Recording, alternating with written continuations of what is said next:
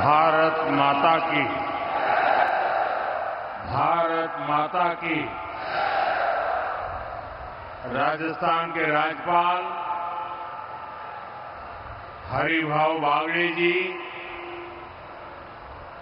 यहां के लोकप्रिय मुख्यमंत्री श्री भजनलाल शर्मा, केंद्रीय मंत्री हरदीप सिंह पुरी, उप मुख्यमंत्री दिया कुमारी जी, प्रेमचंद बैरवा जी, राजस्थान सरकार के सभी मंत्रीगण, सांसद और विधायक साथी और मेरे प्यारे भाइयों बहनों, मुझे बताया गया कि आज राजस्थान में 10-12 हजार स्थान पर लाखों की तादाद में इस कार्यक्रम में लोग जुटे हैं। और अभी मैं स्क्रीन पर भी देख रहा था, जहां भी देखो लोग ही लोग नजर आ रहे हैं। टेक्नोलॉजी के माध्यम से राजस्थान के कोने कोने से जुड़े हुए सभी मेरे राजस्थान के भाई बहनों को भी मैं यहां से प्रणाम करता हूं। साथियों, गर्मी के एक मौसम में स्थान स्थान पर इतनी बड़ी मात्रा में लोगों का एकत्र आना हम सबको आशीर्वाद देना, ये दिखाता है कि भाजपा सरकार के प्रयासों पर आपका विश्वास कितना बुलंद है।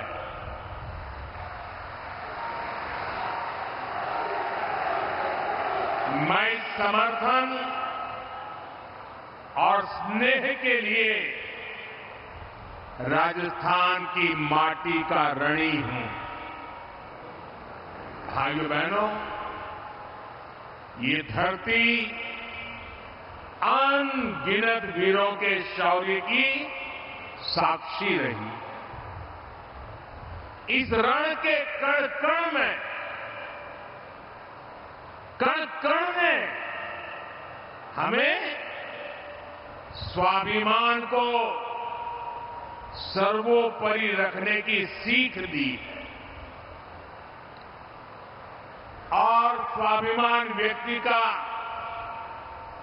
या फिर स्वाभिमान देश का वो तभी ऊंचा हो रह सकता है जब वो आत्मनिर्भर हो,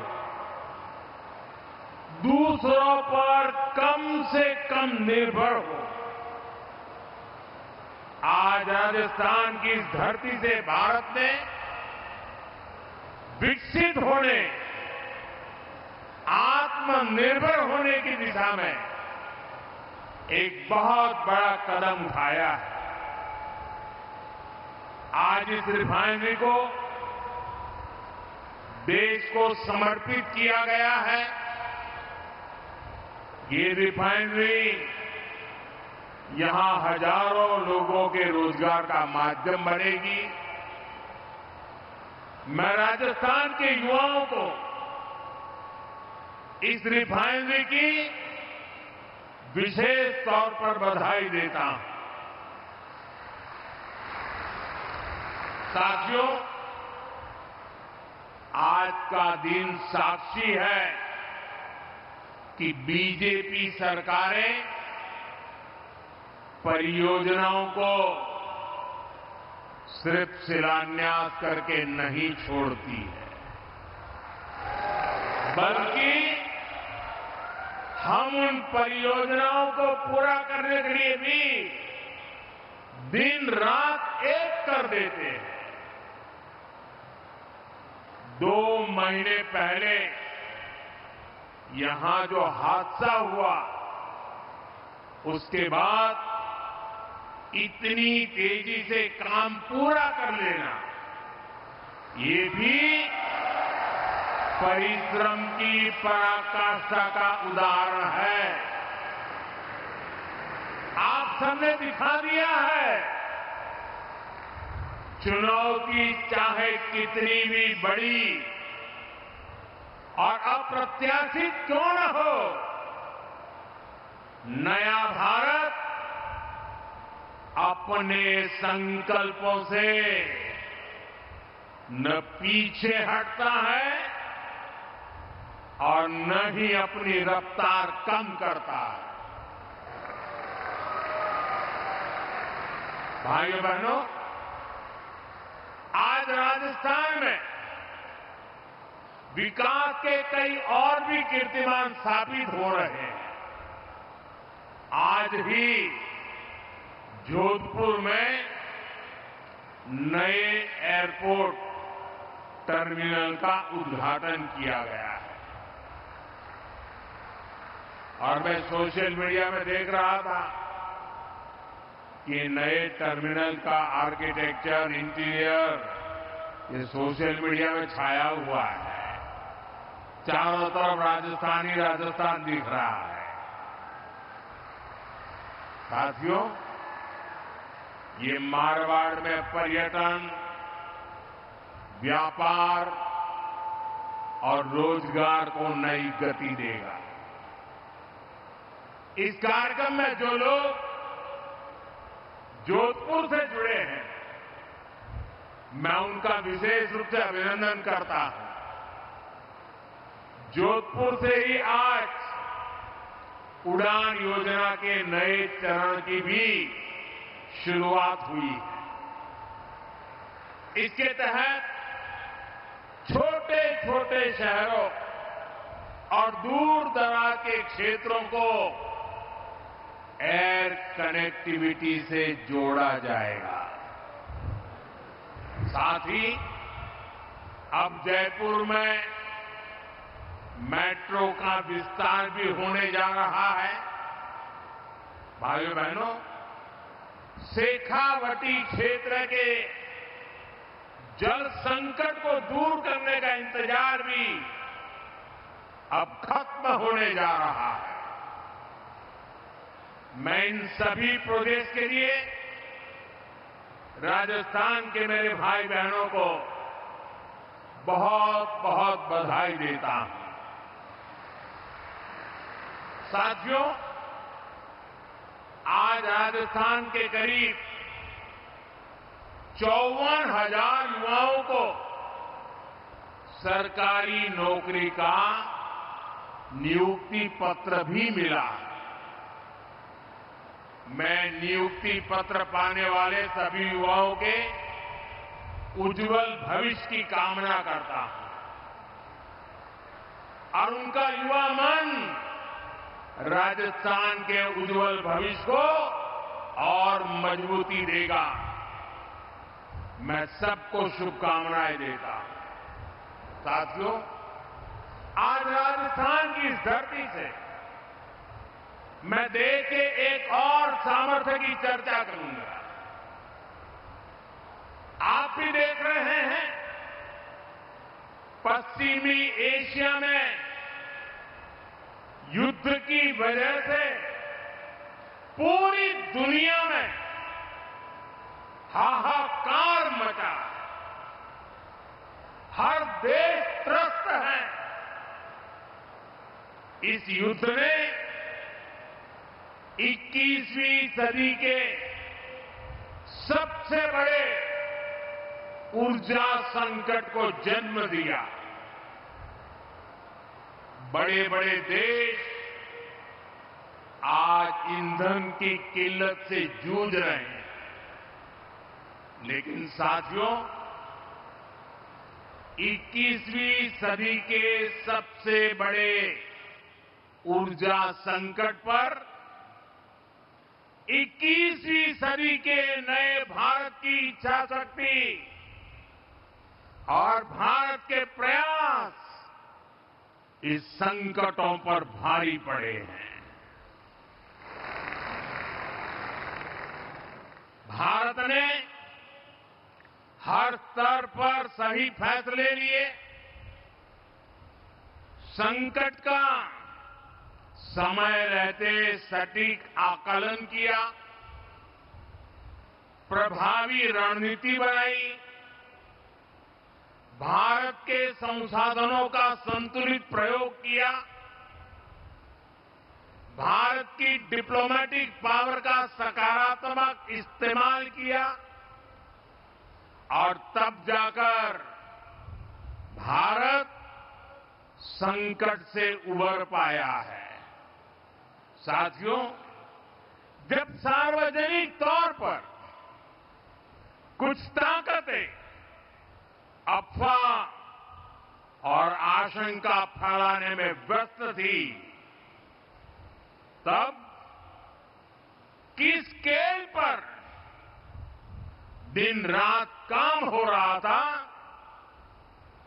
किस तरह स्थिति को संभाला जा रहा था, वो मेहनत, वो प्रयास, वो धैर्य नीतिगत स्तर पर, कूटनीतिक स्तर पर उठाए गए एक एक संवेदनशील कदम कभी न कभी इतिहास लिखेगा। ये सब अभूतपूर्व है।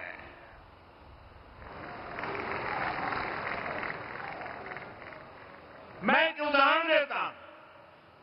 रसोई गैस यानी एलपीजी के विषय में हम सब जानते हैं, हमारी जरूरतों की करीब 60% एलपीजी अन्य देशों से आयात की जाती थी और इसमें से भी 90% एलपीजी गल्फ देशों से आ रही थी, हॉर्मुज से होकर के आ रही थी और अचानक से युद्ध के हालातों ने उस सप्लाई को लगभग बंद कर दिया। आप अंदाज लगा सकते हैं हमारे देश में कितना बड़ा हाहाकार मचने जा रहा था। लेकिन राजस्थान की इस धरती ने हमें चुनौतियों को भी चैलेंज देना सिखाया है और इसलिए हमने संकट शुरू होते ही रिफाइनरी के सामर्थ्य पर फोकस किया। औद्योगिक काम के लिए जो गैस बनती थी, उसकी जगह रिफाइनरी को रसोई गैस एलपीजी बनाने के लिए कहा गया और 7 दिनों के भीतर भीतर एलपीजी के उत्पादन में बढ़ोतरी हुई। पहले जो 35,000 मैट्रिक टन एलपीजी का उत्पादन देश में होता था, संकट के दौरान वो 54,000 मैट्रिक टन बढ़ गया।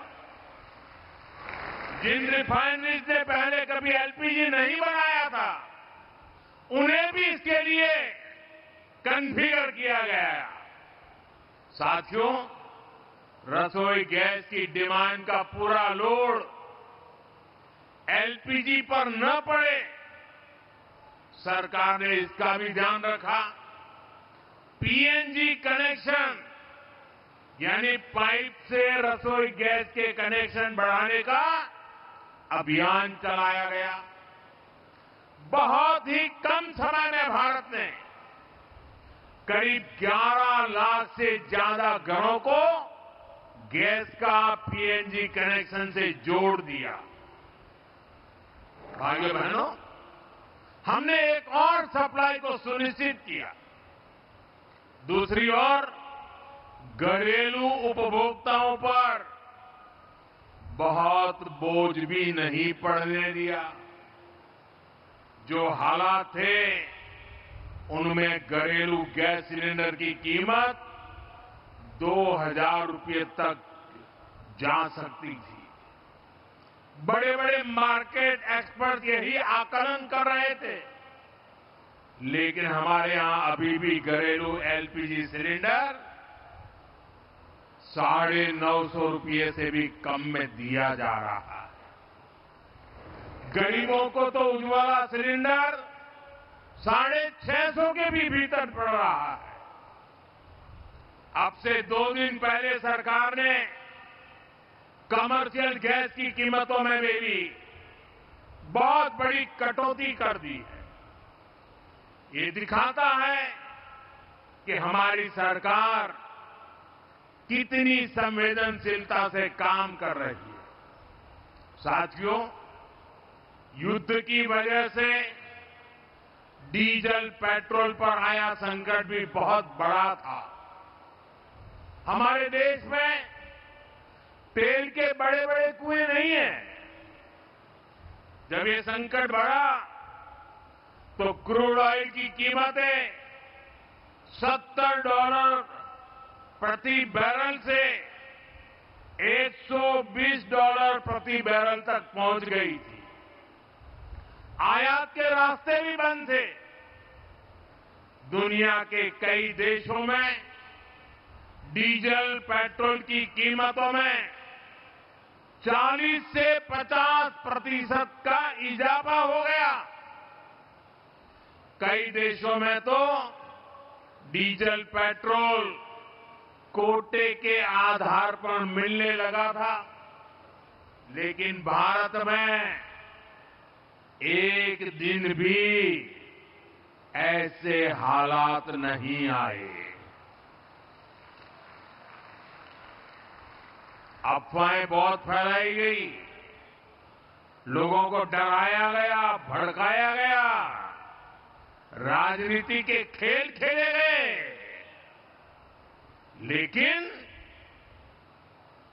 जिनके इरादे गलत थे वो सफल नहीं हो पाए। दूर सुदूर इलाकों में भी छोटी मोटी अड़चनों के अलावा सप्लाई की कोई बड़ी चुनौती नहीं आई।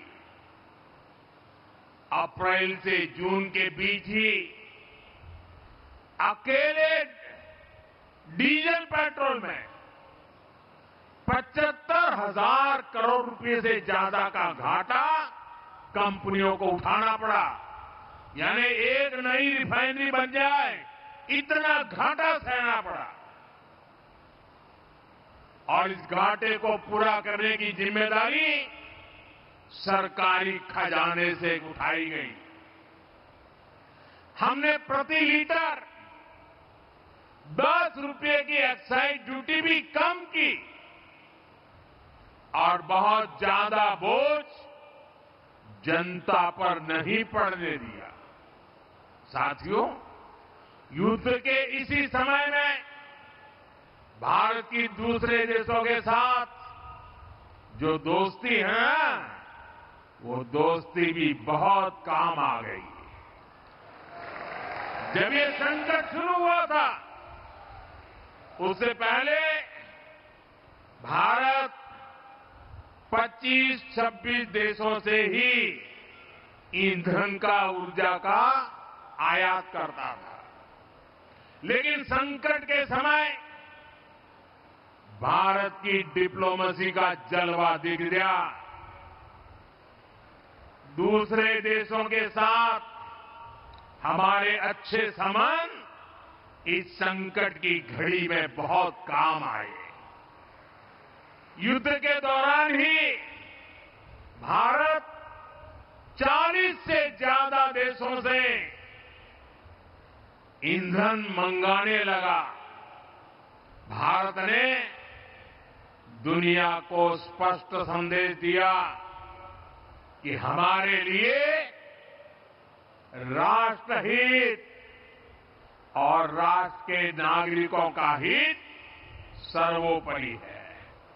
नागरिक देवो भव, ये हमारा मंत्र है। साथियों, इतनी अप्रत्याशित चुनौती से देश ऐसे ही नहीं उभरा। इसके पीछे हमारी एक दशक से चल रही दूरदर्शी नीतियों की सफलता भी है। आज हम राजस्थान रिफाइनरी का उद्घाटन यहां कर रहे हैं। हमने 2017 में इसके लिए एमओयू साइन किया था, लेकिन 2018 से 2023 तक राजस्थान में कांग्रेस सरकार रही। कांग्रेस के असहयोग के कारण यहां का काम लगभग ठप ही रह गया। लेकिन जैसे ही डबल इंजन सरकार आई, इसका काम तेजी से आगे बढ़ा और आज हम इसका लोकार्पण भी कर रहे हैं।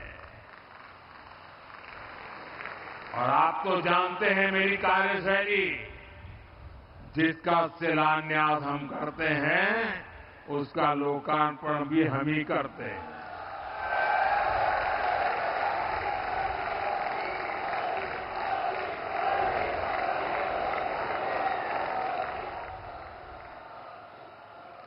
इसी तरह भारत ने अपनी रिफाइनरी क्षमता को लगातार बढ़ाया है। अमेरिका में पिछले 50 वर्षों में एक भी नई रिफाइनरी नहीं बनी है। यूरोप की रिफाइनरी क्षमता लगातार कम होती गई है।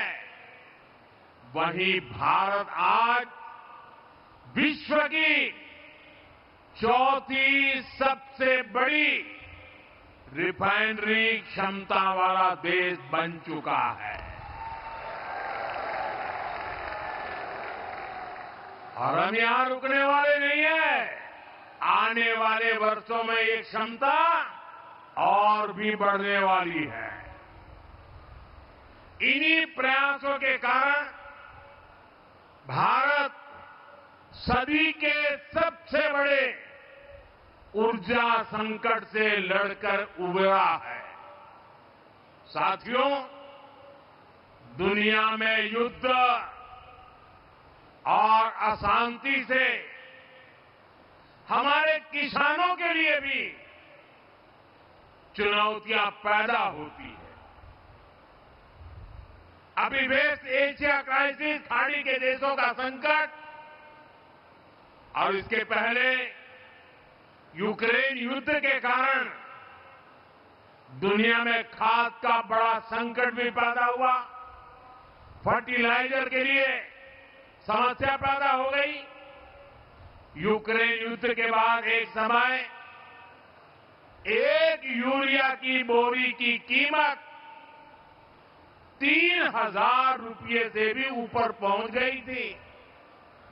लेकिन हम अपने किसानों को, जो दुनिया के बाजार में 3,000 की बोरी थी, हम मेरे देश के किसानों को हम सिर्फ 300 रुपये में देते रहे। और इसके लिए खजाने से लाखों करोड़ रुपए खर्च करने पड़े। सब्सिडी दी गई। आपूर्ति के लिए जो सप्लाई चेन प्रभावित हुई थी, भारत ने उसके लिए भी समाधान निकाले। सरकार ने वैकल्पिक रास्ते तलाशे।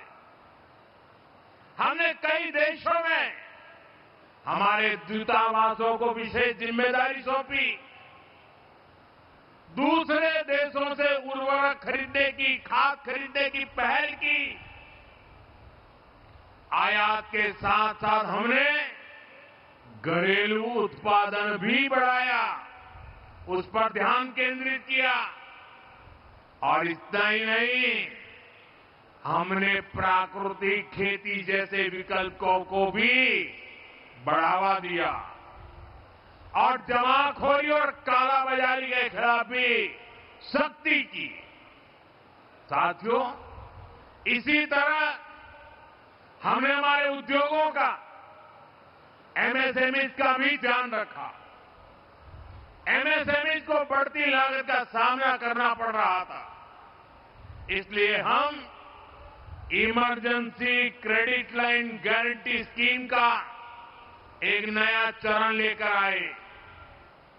इस स्कीम के तहत बैंकों ने एमएसएमई को 20% तक का अतिरिक्त लोन दिया और सरकार ने एमएसएमई के इन सभी लोन के लिए 100% गारंटी, और ये मोदी की गारंटी है,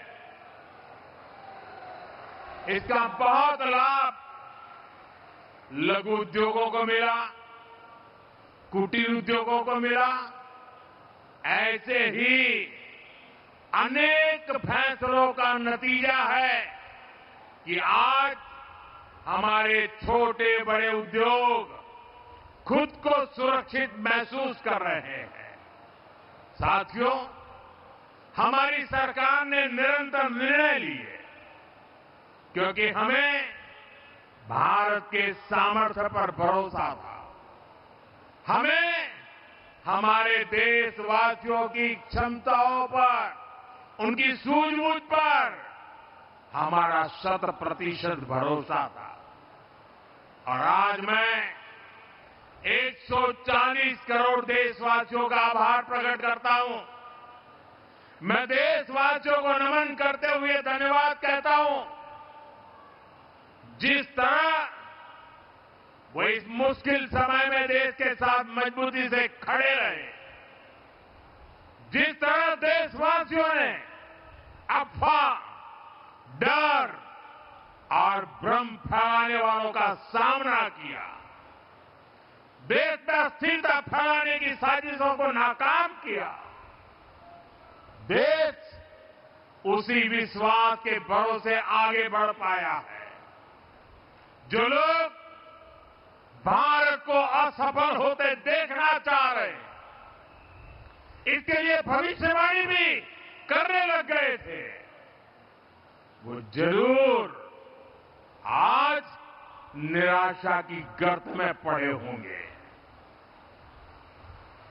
साथियों, आज विकास परियोजनाओं के लोकार्पण, शिलान्यास के साथ ही मुझे यहां एक पेड़ मां के नाम खेजड़ी का पौधा लगाने का सौभाग्य भी मिला।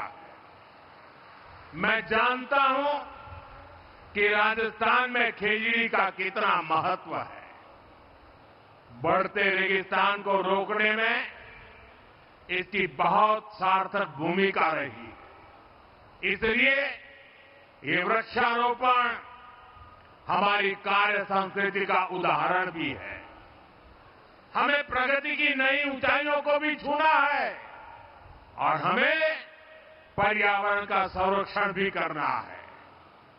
इसी सोच के साथ हमारी सरकार ऊर्जा के दूसरे स्रोतों पर भी काम कर रही है।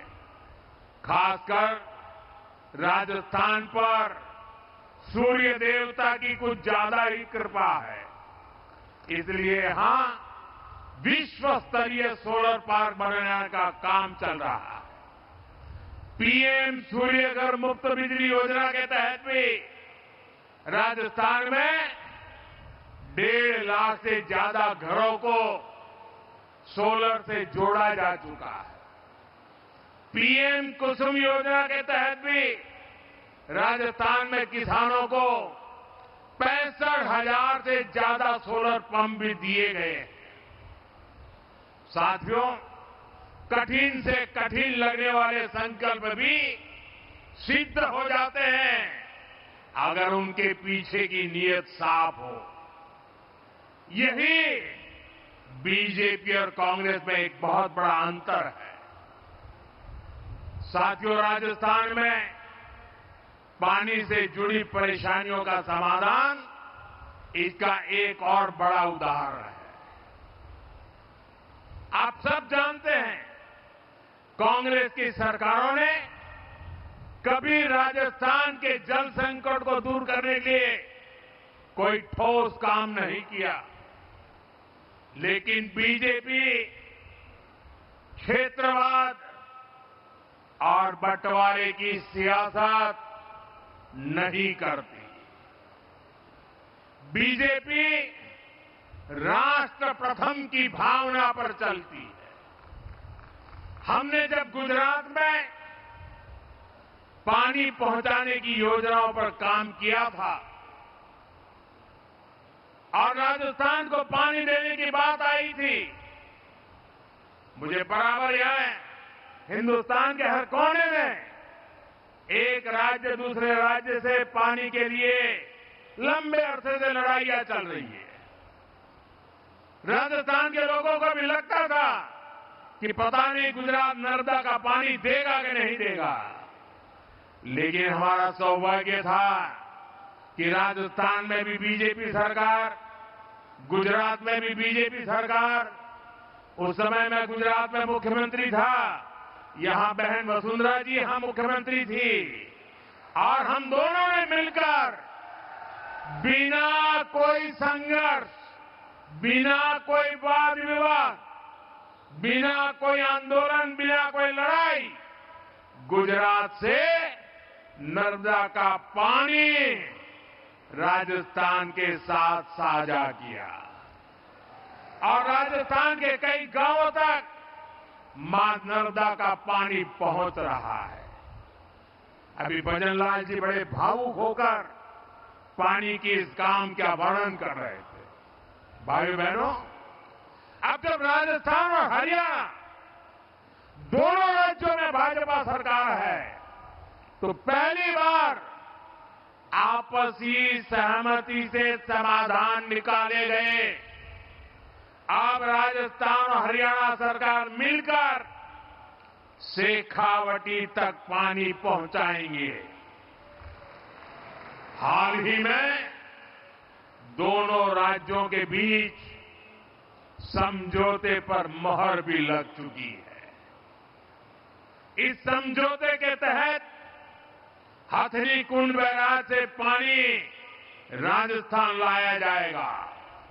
इसके लिए अंडरग्राउंड पाइपलाइन बिछाई जाएगी। इसका लाभ सीकर, चूरू, झुंझुनू और आसपास के पूरे शेखावटी क्षेत्र के लोगों को इसका लाभ मिलने वाला है। इस परियोजना पर लगभग 34,000 करोड़ रुपए खर्च किए जाएंगे। साथियों, आने वाले समय में अपर यमुना बेसिन में रेणुका, लखवाड़ और किसाऊ बांधों का निर्माण पूरा होने पर राजस्थान को पानी का और लाभ होगा। गांवों में नल से जल पहुंचाने का काम भी तेजी से आगे बढ़ा है। राम जल सेतु परियोजना भी इसी सोच का परिणाम है। साथ ही राजस्थान में जल संरक्षण के लिए जल संचय, जन भागीदारी भी बड़ी भूमिका निभा रही है। देश में इस अभियान के तहत जल संरक्षण के लिए करीब करीब 25 लाख सॉक पिट्स बने हैं। राजस्थान में भी 1.25 लाख से ज्यादा सॉक पिट्स बनाए गए। इससे पानी संरक्षित हो रहा है, ग्राउंड वाटर का स्तर सुधर रहा है। मैं इन प्रयासों के लिए केंद्र और प्रदेश की भाजपा सरकारों को और शेखावटी क्षेत्र के लोगों को बहुत बहुत बधाई देता हूं। साथियों, आज जब देश कोई संकल्प लेता है, कोई लक्ष्य बनाता है, तो राजस्थान उसके केंद्र में होता है। आज राजस्थान में तेज गति से आधुनिक इंफ्रास्ट्रक्चर निर्माण हो रहा है। नए नए रिकॉर्ड बन रहे हैं। आज जयपुर मेट्रो फेज 2 की आधारशिला और जोधपुर एयरपोर्ट के नए टर्मिनल का उद्घाटन ये राजस्थान के विकास को और गति देंगे और नई उड़ान देंगे। जयपुर में फेज 2 पूरा होने के बाद जयपुर का कुल मेट्रो नेटवर्क 50 किलोमीटर से अधिक हो जाएगा। पूर्व, पश्चिम और उत्तर दक्षिण मेट्रो नेटवर्क एक दूसरे से जुड़ जाएगा। इससे स्थानीय लोगों को आसानी तो होगी, पर्यटकों के लिए सुविधा भी बढ़ेगी। साथियों, आने वाले समय में हमें विकास के और भी नए आयाम छूने हैं। मुझे पूरा भरोसा है आप सब इसी तरह डबल इंजन सरकार को आशीर्वाद देते रहेंगे। हम साथ मिलकर राजस्थान के नए भविष्य का निर्माण करेंगे। इसी विश्वास के साथ मैं एक बार फिर राजस्थान रिफाइनरी के लिए, अन्य विकास कार्यों के लिए देशवासियों को, राजस्थान वासियों को बहुत बहुत बधाई देता हूं। मेरे साथ बोलिए भारत माता की। दोनों मिट्टी ऊपर करके राजस्थान की ताकत नजर आए। भारत माता की, भारत माता की, भारत माता की। बहुत बहुत धन्यवाद।